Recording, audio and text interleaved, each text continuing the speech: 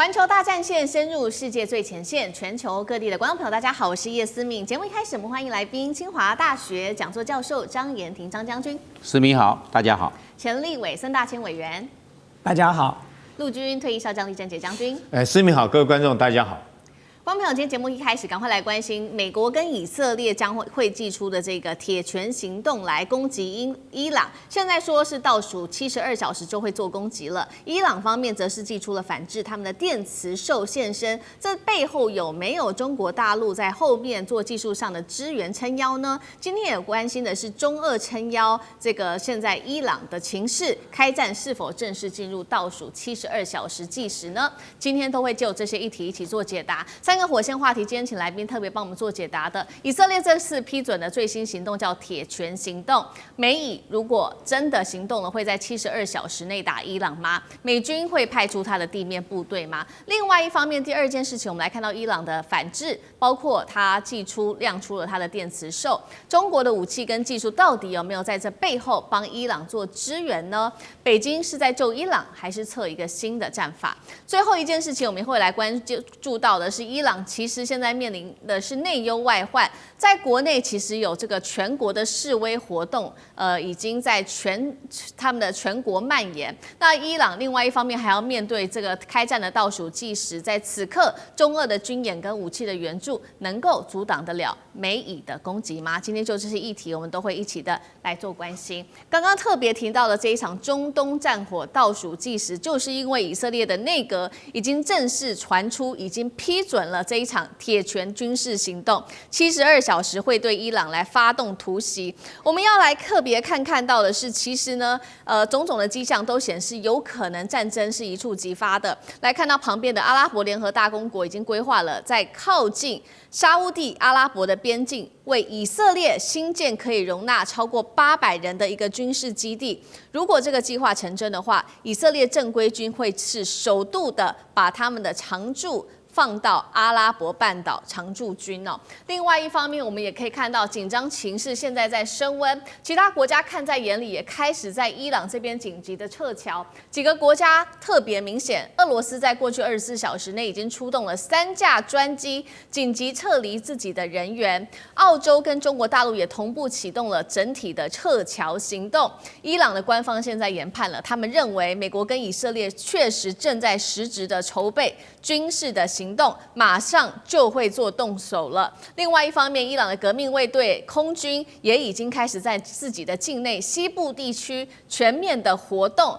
为的他们已经讲得很清楚了，除了对抗自己民众示威之外，对外还有这种外部势力的干扰，他们都想要来做镇压。那么伊朗也祭出了相关的反制哦，以色列祭出了这个铁拳计划，伊朗则是秘密研发它的电磁兽系统。现在呢，这个电磁兽已经正式的进入战略服役了，目的是要瘫痪对方的通讯、无人机跟精准打击能力的一种反杀的杀器。好，节目一开始要特别请教厉将军怎么看了？先是以色列批准的这一场铁拳行动，72小时真的开战倒数了吗？这会是斩首，还是一场全面的战争？地面部队，美国的部分会马上进来吗？伊朗则是有亮出它的电磁兽做反制，能够瘫痪美以的空优，再加上无人机吗？背后中国的角色又是什么？厉将军怎么看？我认为说美国跟以色列这场仗一定是如这个箭已经在弦上，非打不可了哈。那为什么会这样呢？因为我们从去年6月13号到6月25号，以色列跟伊朗彼此互相用空袭的方式作战。我们从这场战争里面就可以看出来，伊朗对以色列已经是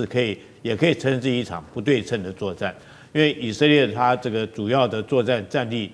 包括战机，包括地面部队，都比伊朗要强很多。但是伊朗可以借着这种高超音速导弹，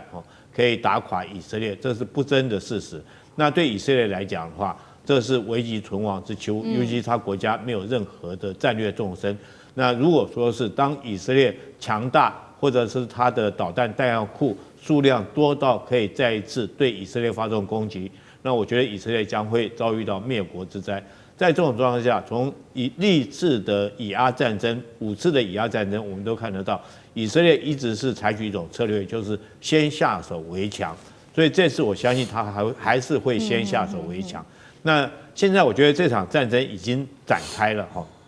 刚开始这个不是靠着就是所谓的这种军事武力的作战，而是靠一场情报或者是群众战已经展开了。所以情报战我们看到，我认为摩萨德或者是美国的 CIA 早就已经渗透到以色列各个这种从政府高层一直到民间各个层级，大概都已经渗透进去了。然后在这边，现在我们看到伊朗自己国土里面总共有250几处的地方发生所谓抗议，甚至于暴动，而且是暴动越演越烈，甚至传出说有这个2000多人被捕，有30-40人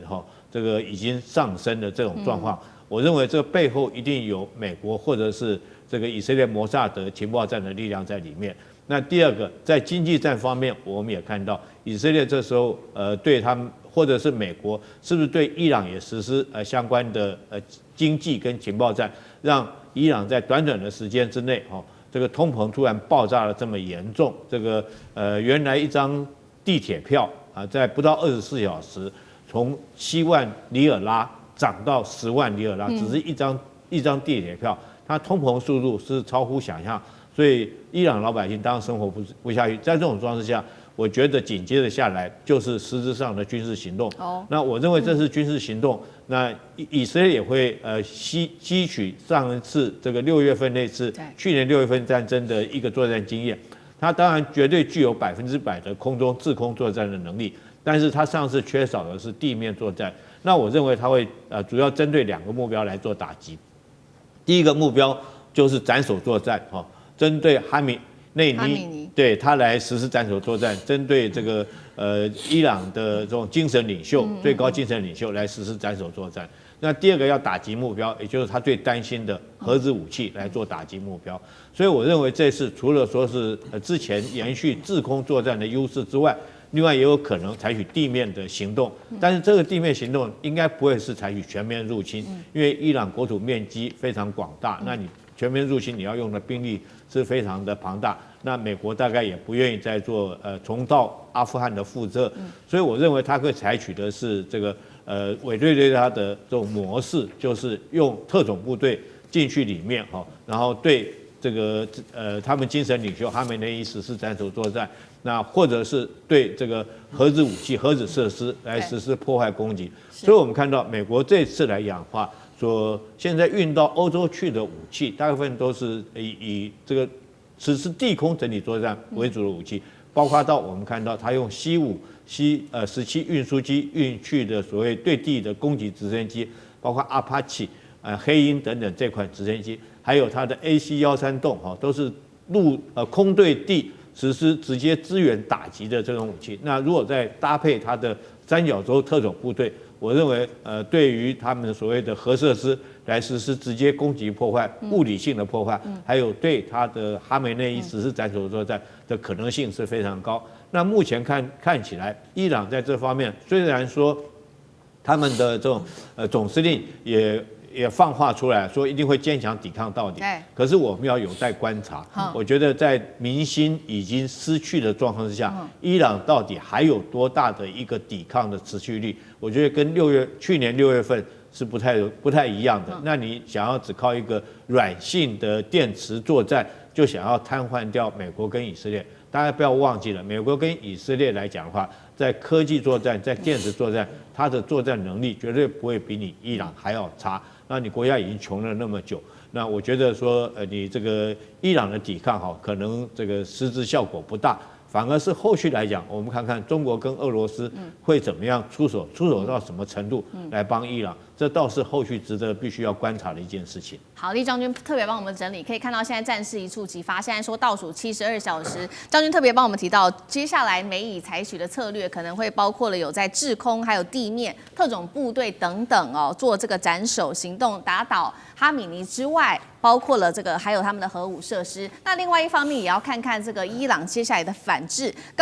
请张将军来帮我们看他这个电磁兽的反制系统到底有没有功能啦？就是瘫痪美以的空优跟无人机，还有刚刚特别提到说，那有关于这个中国大陆跟俄罗斯又可以帮到哪一种程度？张将军怎么看？我看呢，这一个以色列跟美国来动手对伊朗动手，他会我们可以看得出要有个对照组，就是委内瑞拉。那委内瑞拉91万平方公里，但是在伊朗的话，它的面积就比较大，将近2倍，164万平方公里。换句话说，要对伊朗动手，难度是比委内瑞拉要高得多。那在这个方面，我们可以看有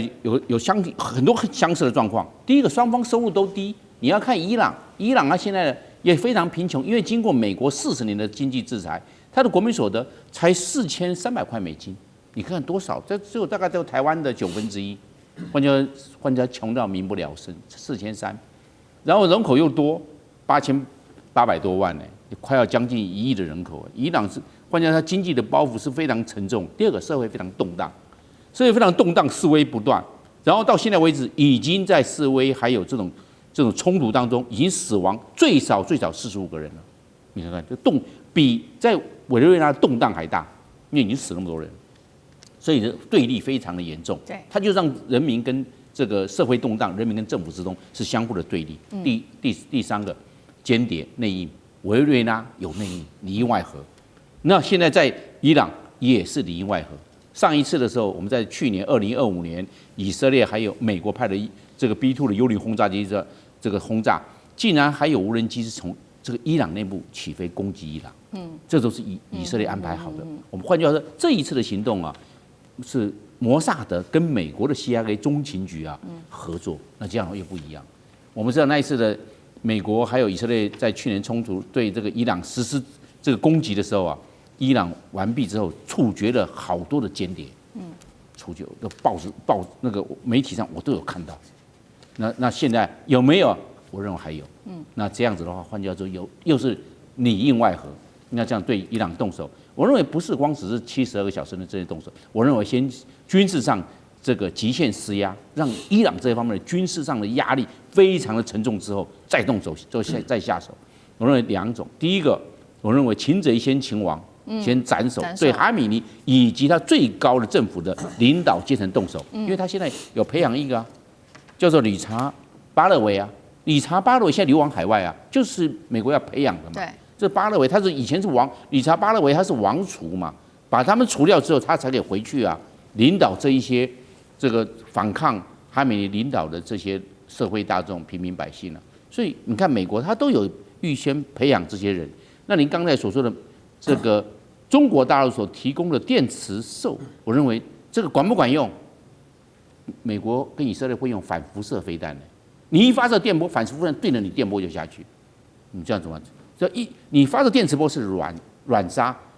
以色列跟美国可是硬杀反辐射直接把你炸掉。以色列跟美国对伊朗会动用3个战略目标，第一个防空飞弹，因为这个对无人机也好，对轰炸机也好，或者对逆中战机也好会有威胁，先把这些。防空飞弹把它除掉。第二个，关通系统炸掉。美国不是对这个委内瑞拉炸掉它的关通系统雷达站嘛？一炸掉之后变瞎了。虽然逆中战，但是不要忘了，以色列或美国也会派出 F-15或者 F-16，这还有甚至有美国可不可能派 F-18的超级大防风？这个不是逆中。那但是把它炸瞎。是这个样那这样子，第3还有什么？第3个炸机场。这个伊朗也是有一些机场那这样子的话，伊朗的空防几乎都没有了。我们看，但是伊朗有一个好处是在什么地方？德黑兰的首都，首都在内陆，不是像这个我们讲到的委内瑞拉就在海边对不对？这个卡拉卡斯就在旁边就在海边一进来就到了。但是德黑兰不一样，德黑兰在里海的南端，在内陆是沙漠地带，人口800多万，所以这个就有困难度了。所以，但是美国的 CIA 跟以色列的摩萨德的情报机构可能会做得很好，还有在太空中的人造卫星可能会掌握他们的动态，因为他们有时候也会通联。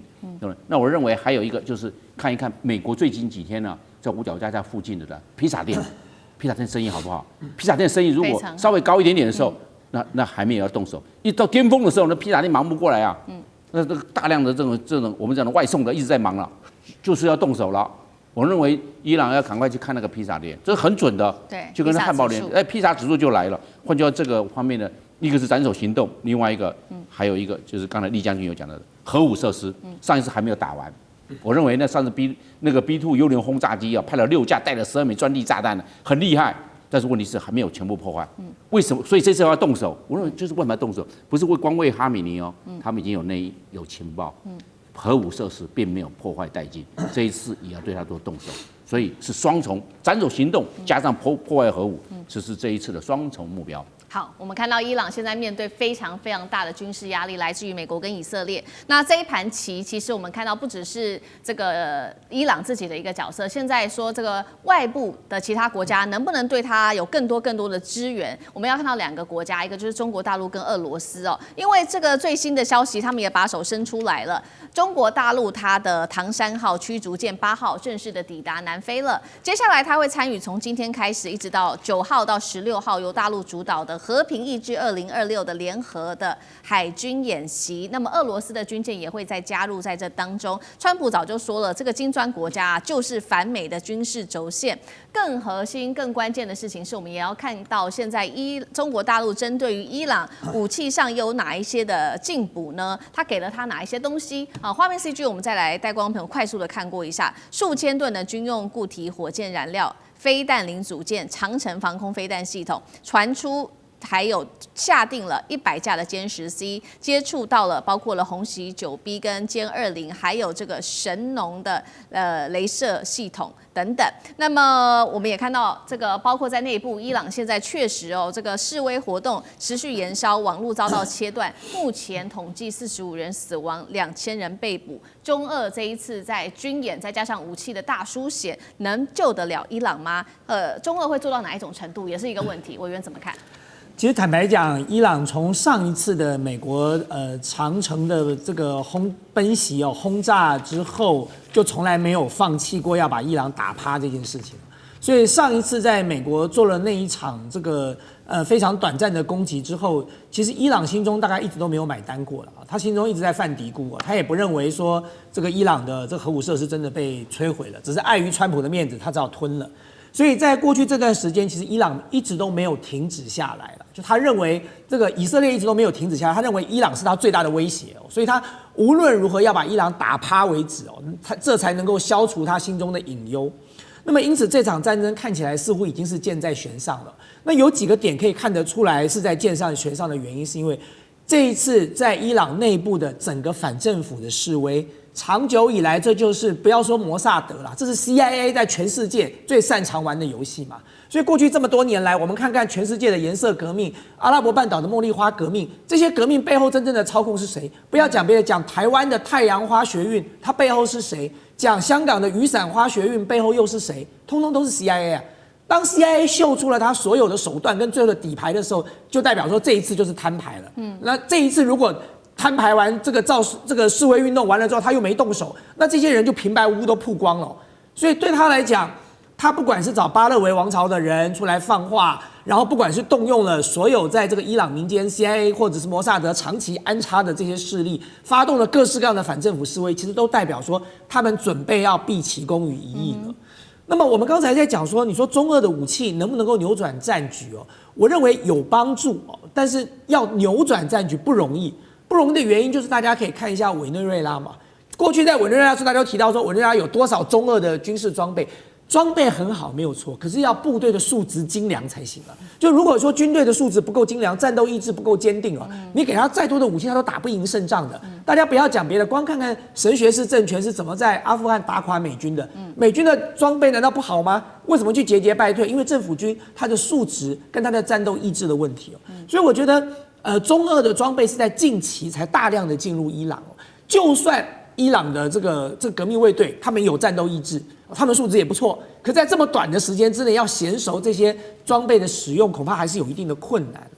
但是我要回过头来讲2件事情，就是说对伊朗来讲就是说伊朗当然前车之鉴，他不可能不知道他当时是怎么被轰炸的。所以你说，如果美国还要走当时的那个路线，来一次长途奔袭、空中加油，再来一次 B-2轰炸机的轰炸，我认为可能就没这么容易了，因为他们上次已经打过一次了。所以呢，美国要再故技重施并不容易。那更不要提到说，伊朗看过美国怎么对委内瑞拉的所以你想哈米尼也好啦，他们革命卫队的将士也好，重要的这些领导也好，该躲的、该藏的、该做的防范都做好了。就是美国上真的已经是一个反美政权的教科书了，就是你不要被美国猎杀掉，你不要被美国斩首掉嘛。所以接下来如果美国要再用委内瑞拉那一套，恐怕也不容易。那你最后你看到的就是最有可能的，就是像刚才两位将军提的，那就必须真的展开实质的攻击了，不是这么简单的外科手术式的这个斩首就可以解决掉了。好，那就算美国跟以色列在这一单赢了，